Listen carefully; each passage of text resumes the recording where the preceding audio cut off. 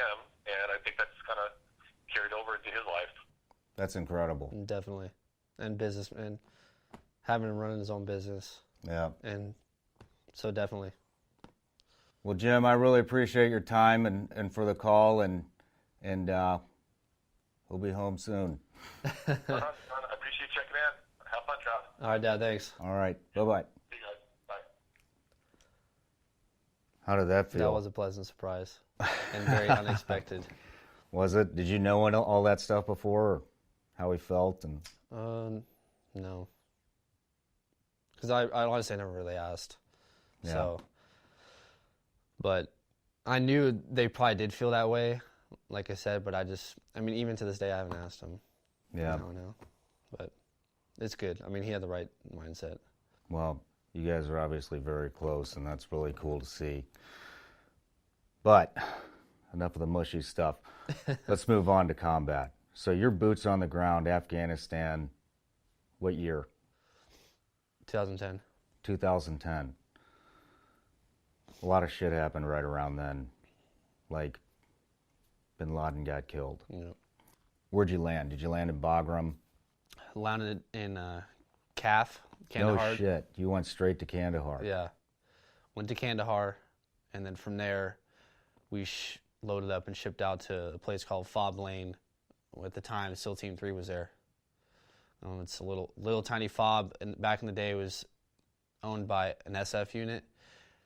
Then team guys took it over. It was in southeast Afghanistan, a province called Zabul, in the area called Arghandab.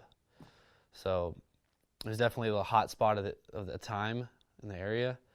But we ended up arriving there, and then SEAL Team 3 was there, like I said, and we ended up doing, once we hit boots on the ground, dudes are fired up, motivated, getting checked in. And we kind of pretty quickly, I'd say within the first week, we started planning for our first turnover op.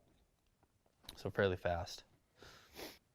Just for reference, southern Afghanistan down in Kandahar is one of the hottest zones and always has been throughout the, almost 2 decades of combat going on, or wartime in Afghanistan. And how long were you there before? Did you guys even have time to settle in? Because I in Kaf did a lot of research, and I talked to some of your friends, and you guys were getting it. So once we arrived to our fob, like I said, it was pretty quick. We got half the SEAL Team 3 platoon kind of left as we arrived, and then the kind of leadership, more senior guys stayed on board to do turnover with us. But it was fairly quickly before we started turning and burning and have that good battle rhythm, and just started going, because honestly, the leadership that I had was eager and hungry. Backtrack real quick before we get into the details. What were your living conditions like? How many people? A lot of people don't understand what a fob is. A fob is not like a big base. It's a small, fortified. A lot of times you're using sandbags as cover. Can you kind of describe your living conditions? How many guys you were with? Were there locals? We had our entire platoon. We actually went there with, I would say, 18 SEALs. I think it was 18 or 19 SEALs, and we had another handful of enablers, plus SEAL Team 3 there. So we had almost 60 guys, I would say, on this fob. We only had we had no locals that slept on our fob with us. None, or partner force. Okay. So they had their own little fob. I was sleeping in, we had like little bee huts, little wooden rooms. So this fob, honestly, was it was decently built up, because it had been there for a while. Like I said, the Army SF unit, ODA unit ran it and established this thing. So it pretty well built up. It wasn't very big, but it was decently built up. So living conditions, honestly, my first deployment weren't bad. So we were all pretty decently comfortable. Okay. As far as sleeping is concerned, but we would get attacked on a nightly basis, so that comfort went out the window. Every night you're getting attacked? Pretty much, yeah. What are you getting attacked with? Small arms, indirect. Okay. Yeah, indirect fire. Any close calls? A few. Some would get into the base, but none near where we slept. But it was mainly just kind of sporadic fire. They were definitely aiming at us and getting close, but nothing, I wouldn't say effective, at least on our fob.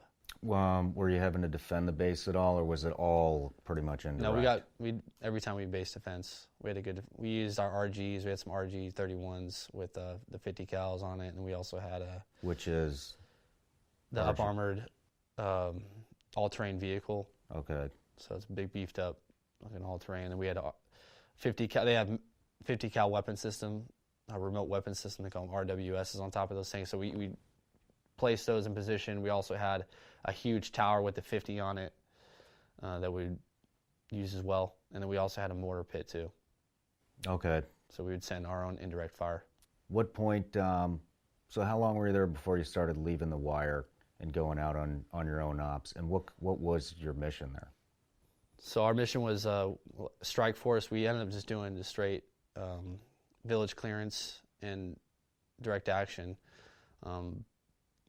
But our very first op that we did, our turnover op, was one that was pretty impactful for everybody that was there. We did a turnover op with SEAL Team 3. Only very few guys in my platoon actually went on it because it was mostly SEAL Team 3 doing our turnover, just to kind of see how they did business, kind of SOPs. And they left late that night, and before the sun even rose, I got woken up in the middle of the night, loaded the helo because the helo crashed. Oh shit! Killed everybody.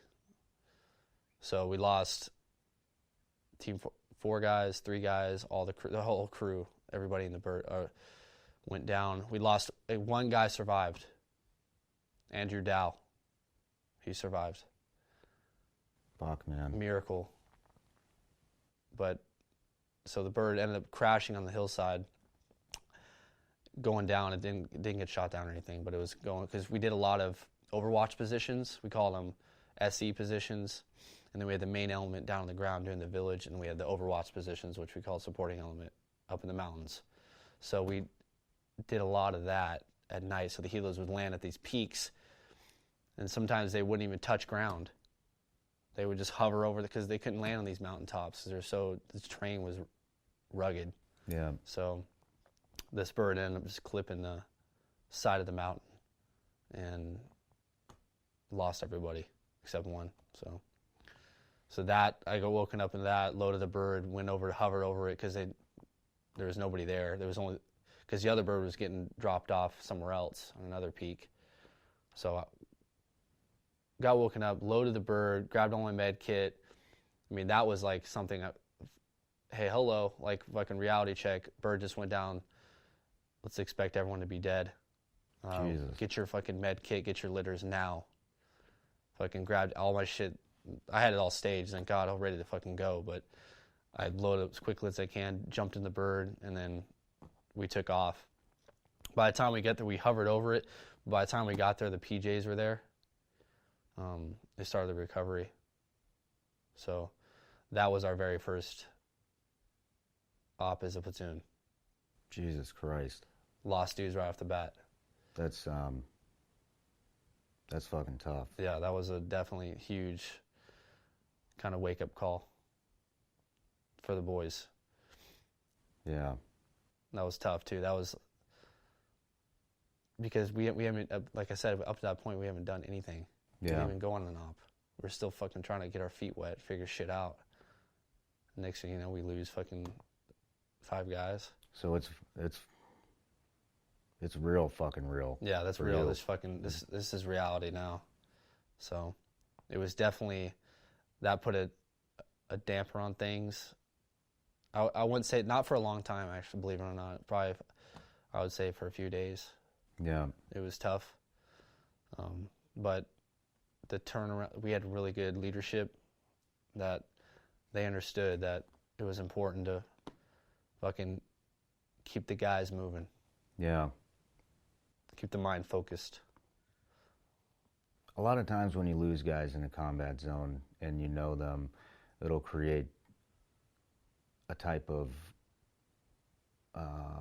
ritual, or maybe not a ritual, but something that you'll do to prepare yourself before every mission? Superstition. Yeah. Did you? I would say like a ritual. Did I do anything? Yeah. Did that specific incident, because it happened so fast once you got in country, did that create any kind of routine before you would go on a mission, like some kind of superstition, or? I didn't develop. We all, as a platoon, we all like took a knee and prayed before we went out. That was kind of a mutual agreement, and I've never done anything like that up to that point. But I did it with them just to fucking keep the mind right. Yeah. Every time we stepped out the door, and I think it helped to stay focused. But after that event, you know, that everyone was Loctite, because they knew that, I mean, that doesn't get more real than that. No. You know, most guys go to combat, you know, they may not experience it, you know, a lot do, but you going in expecting not to experience it. You don't want your boys to fucking die. Yeah. You don't want you to lose teammates. Yeah, that's the worst possible scenario, but you hope for the best. You don't want that shit happening to your own teammates. But I think after that event, everybody just fucking locked the fuck on. I mean, everyone was already locked on, but that just a whole nother level. Set it over the top. Yeah. Now you're chomping at the bit. Yeah. Now that motion's a little angry. Yeah. You know, we're in bad guy country. So now, like, the motivation's even more to fucking just get after and take it to them. Yeah. A lot of, myself included, use tragic events or the loss of friends to kind of build that anger and fuel your mindset before going on ops, and that's why I asked that question. Yeah. What was your guys' op tempo like? A few times a week. I would say 3 to 4 times a week we'd be out the door. All we did was fly away ops, leave in the middle of the night, helos, go into villages. Majority of them were 24 hours to 48 hours. We did longer ones, 72. So the only time we did local, we would just walk to our little local village or something like that, but 95% of them were all flyaways, like I said, 3 or 4 times a week. Village clearance. Were you guys looking for something specific? Were you stirring up the hornet's nest? What was the? We would be talk about a little bit of both, targeting a lot of it presence and establishing more of a green zone for us, and just showing face. We would clear the village, but at the end of the day, the mission was, hey, clear the village. Let's get the elders together.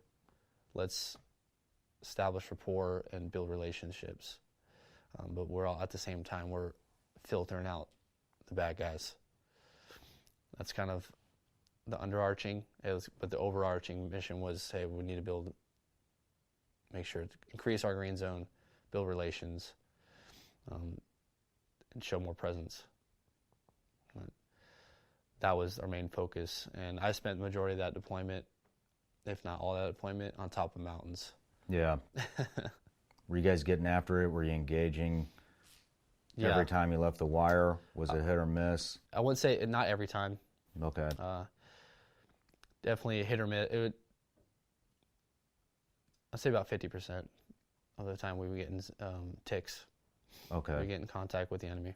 And you're doing flyaways, so you're getting in a tick on foot. You guys aren't bringing any vehicles, maybe some dirt bikes, nothing? On foot. We get small arms and indirect. And how many guys are going on ops with you, roughly? The entire platoon, so we're almost 30 guys with enablers. Okay. And partner force. So we roll out the door with partner force as well, and platoon, that's 18 guys, 19 guys, plus our enablers, another 5. So we're up there. We had a decent force. But we ended up having 2 supporting elements with at least 4 guys. And then the main element was the big element in the ground, which was doing the clearance. We had 2 overwatch positions. So. And where were you? I would end up always being on the overwatch. Okay. A few times I'd